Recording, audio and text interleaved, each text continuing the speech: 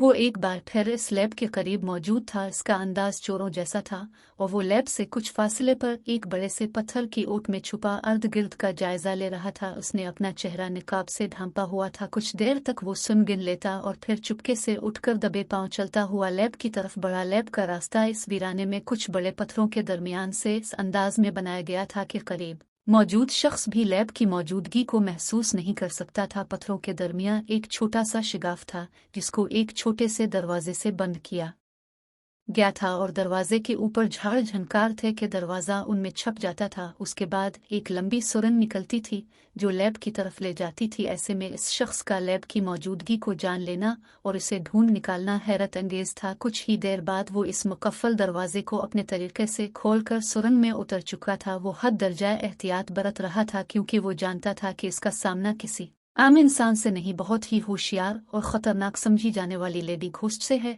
जिसकी वजह से अंडरवर्ल्ड में भी तशवीश फैली हुई थी। वो इस बिल खाती हुई सुरंग से गुजरकर आखिरकार लैब के मेन दरवाजे पर पहुंच चुका था। लैब का दरवाज़ा खिलाफ मामूल उसे खुला हुआ महसूस हुआ। इसने अपनी जेब से पिस्टल निकालकर हाथ में पकड़ लिया। कुछ लम्हे तवक्कुफ के बाद वो लैब में दाखिल हो गया। सारी लैब खाली थी, न को सामान, न केमिकल्स, न हशरात से भरे जार, हत्ता के हल्का फुल्का फर्नीचर भी मौजूद नहीं था। बहुत ही उजलत के साथ वो लैब खाली की जा चुकी थी। वो हद दर्जा मायूस हुआ था। माया उसकी सोच से ज्यादा ही होशियार थी क्योंकि वो जानती थी कि लैब ट्रेस हो चुकी है। वो एक बार पहले भी यहाँ आ चुका था, जिससे माया ने अक्लमंदी का मुजाहरा करते हुए सारे सबूत खत्म कर दिए थे। माया को उसकी असल शक्ल में सिर्फ एक शख्स जानता था और वो था सालार। वो ऐसे चलता हुआ लैब में मौजूद माया के प्राइवेट रूम तक पहुंच गया। रूम में इसे एक वॉल स्क्रीन नजर जो रोशन थी। अचानक एक निस्वानी आवाज उभरी, वेलकम मिस्टर निकाब पोश, मौत की दहलीज पर मोस्ट वेलकम। तो तुम आ ही गए दोबारा यहाँ मरने के लिए?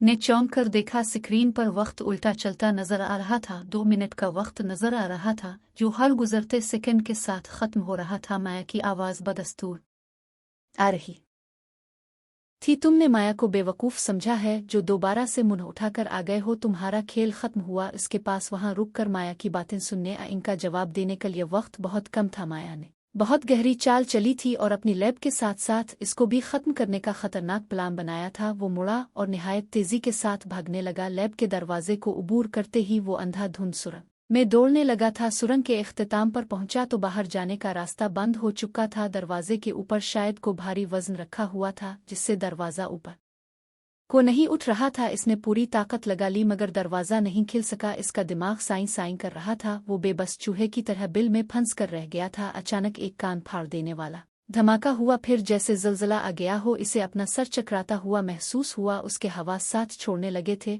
और फिर चंद लम्हों बाद अंधेरा छा गया।